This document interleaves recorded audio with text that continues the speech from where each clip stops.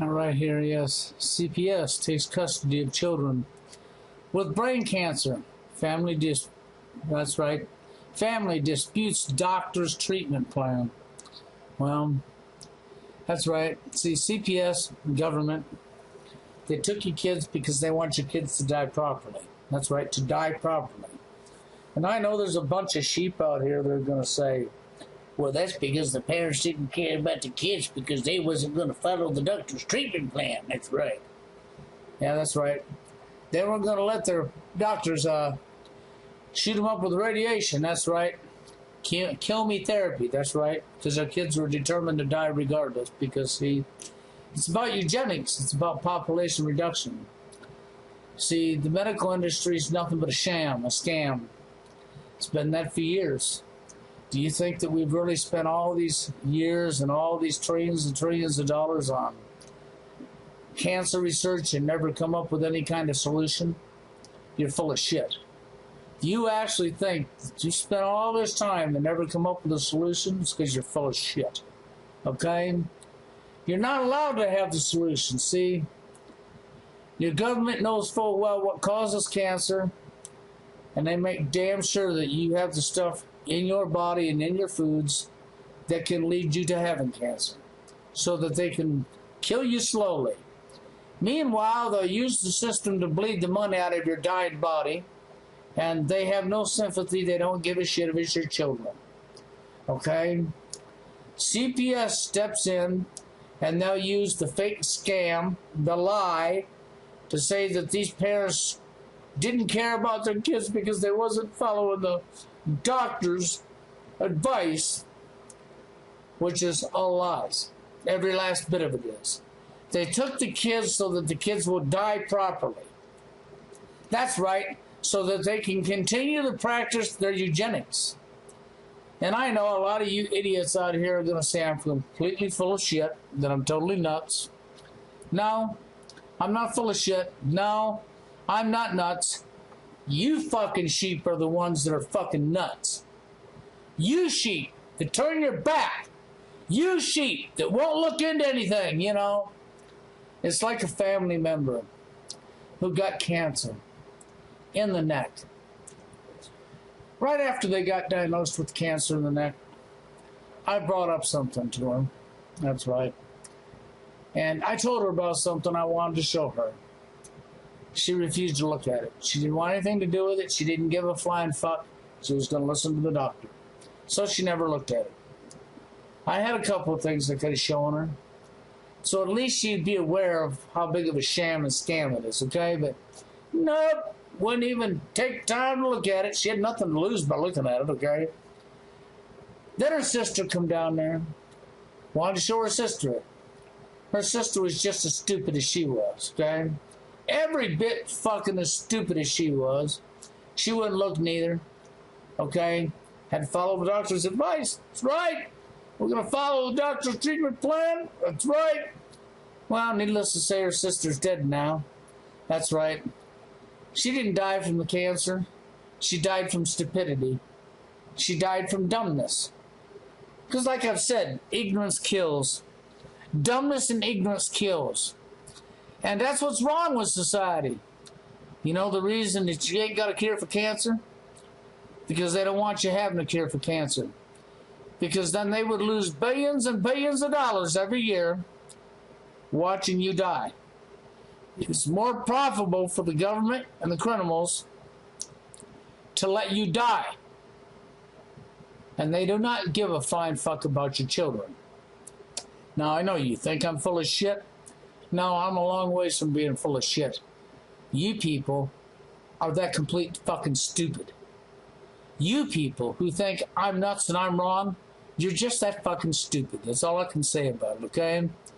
And for all of you sheep out there that are still going to turn your back, oh fucking well. But take a look at what I'm about to show you and think about what you're seeing in this article. And then you understand why I've said what I've said.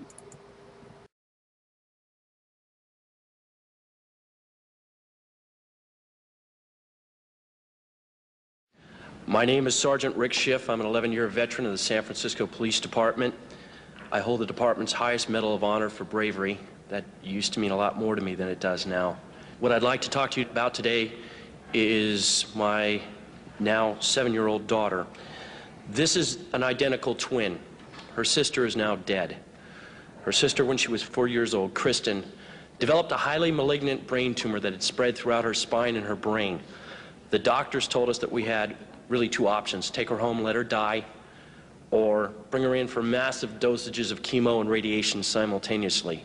In either event, she was going to die. They were quite certain of that, and very quickly. Believing her only chance to be the standard route, we gave her the chemo and radiation. It burned her skull so bad she had second-degree burns and her hair never came back. To change her diapers, we had to wear rubber gloves because her urine was so toxic and it burned her. At the end of 6 months, miraculously, she survived the standard treatment, although there was a high expectation she wouldn't. She still had cancer. We were told, sorry, we've done everything we can. Now she's going to die, probably within a couple of months. My wife and I, choosing not to accept that, started reading. The first book I picked up, the 3rd chapter, discussed Dr. Brzezinski. As you may guess, I have some expertise in fraud. In fact, I'm quite certain there are enough attorneys in the room that I could be vordeered as an expert in fraud. And I conducted my own investigation. I have no doubt the man is not a fraud. I have no doubt that he does what he does out of earnest belief that his medicine works. And now you're in a position to judge for yourselves whether it works or not, but it's well established by the FDA that it's non-toxic. 18 months later, we took my daughter off the anti-neoplastin. She had not died. She had no signs of tumor. She remained free for 18 months of cancer. Within a month, the cancer was widespread in her brain.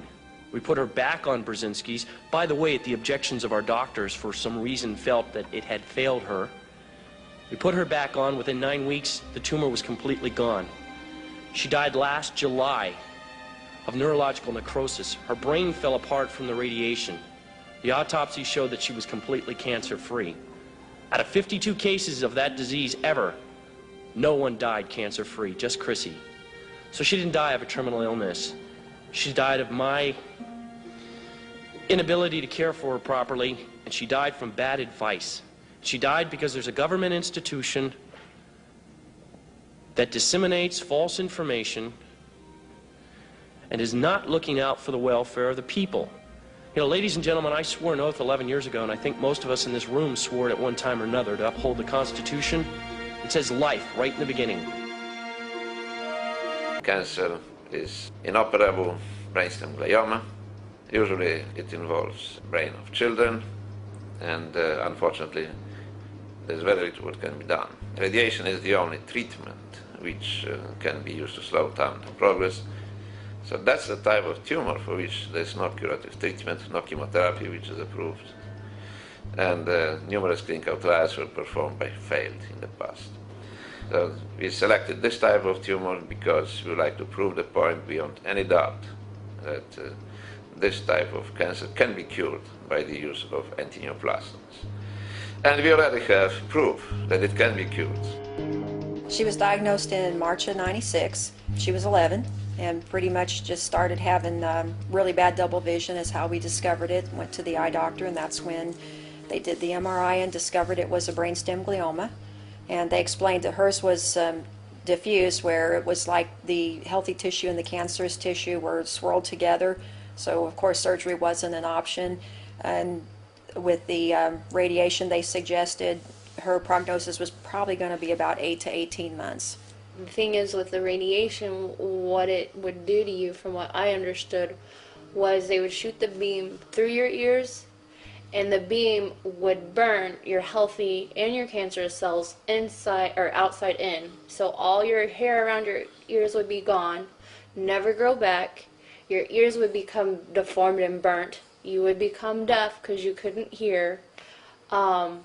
It would also destroy your pituitary gland, which is the gland that helps you grow as you hit puberty. Yeah, she was 11 at the time, and that was a real concern I had. And it'd make you stay in an 11-year-old body, and basically in the end you'd become in a vegetated state where you couldn't take care of yourself, which wasn't a very good quality of life. Because my big concern was with the oncologist originally that we were dealing with was, you know, how it was going to affect her development and when she started to enter the teenage years, starting a period and growing and developing. And he just looked at me and he said, well, frankly, Mrs. Russell, she's not going to live that long.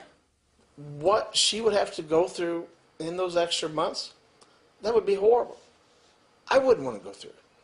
Why do it? You're handed the death sentence anyway. So what was the point of the radiation? You know, you have to say, okay, modern medicine doesn't have an answer. Let's find our own. Jessica Russell's brainstem glioma was confirmed by an MRI in Springfield, Missouri, and the Children's Hospital of St. Louis, Missouri.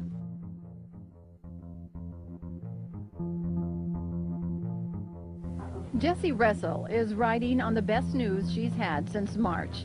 She and her parents now believe they are on their way to a cure for what doctors had said was an incurable brain tumor. Here at the Brzezinski Clinic in Houston, Texas, the Russells have found an experimental drug they could only dream of 8 months ago. That's when Jessie was still a 5th grader at a Catholic elementary school in Springfield. It's when one of her eyes started crossing in. She started seeing double. It's when Jessie went to the doctor and learned she had one of the most aggressive kinds of brain cancer. A malignant tumor doctors said would kill her within months, and that radiation would only give her a little more time. And I would live for only 3 months and live in pain, and that's it, and not a fun life. Yeah, I would still die. Today, the medical pictures tell a different story. You can see the improvement immediately just looking at Jessie's eyes now compared to last May.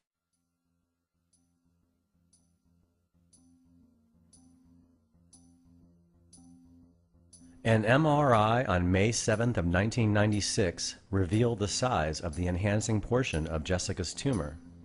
1 month into starting anti-neoplaston treatment, her tumor disappeared. However, given the aggressive nature of this type of tumor, it quickly returned in August and remained until November, in which time Dr. Brzezinski doubled her anti-neoplaston dosage until her tumor went away in December, only to return again in January of 1997, stayed around until April, and finally disappeared in May of 1997, 1 year after starting anti-neoplaston treatment. Jessica's tumor remained non-existent up until October 2001, when her brainstem glioma was considered resolved.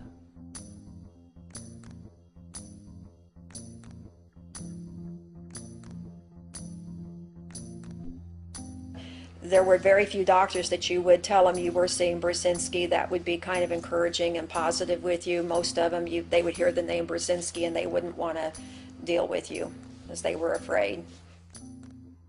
I'm so relieved that we found Dr. Brzezinski. Literally, it did save her life.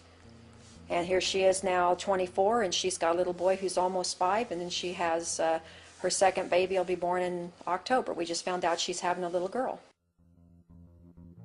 Again, it's one thing to observe a single anecdotal childhood brainstem glioma survivor, and it's another to see the results from FDA-supervised clinical trials treating Jessica's type of cancer. Here is a table illustrating studies published in 2006 comparing the results of different childhood brainstem glioma treatments. There were 3 groups treated with radiation and chemotherapy, and 2 groups treated with Dr. Brzezinski's anti-neoplastons. Out of all 3 groups treated with radiation and chemotherapy, only 1 of 107 patients, or 0.9%, were cancer-free after treatment. However, this patient did not live beyond 5 years, presumably being devastated by the amount of radiation and chemotherapy. Out of both groups treated with anti-neoplastons, 11 of the 40 patients, or 27.5%, were cancer-free after treatment, and 11 of the 40 patients, or 27.5%, lived more than 5 years. Most of these brainstem glioma survivors who were not previously subjected to toxic chemotherapy and radiation before starting anti-neoplaston treatment have gone on to enjoy full, healthy lives. So the good news is that the cancer can be cured. The worst type of cancer can be cured for good. The people who are surviving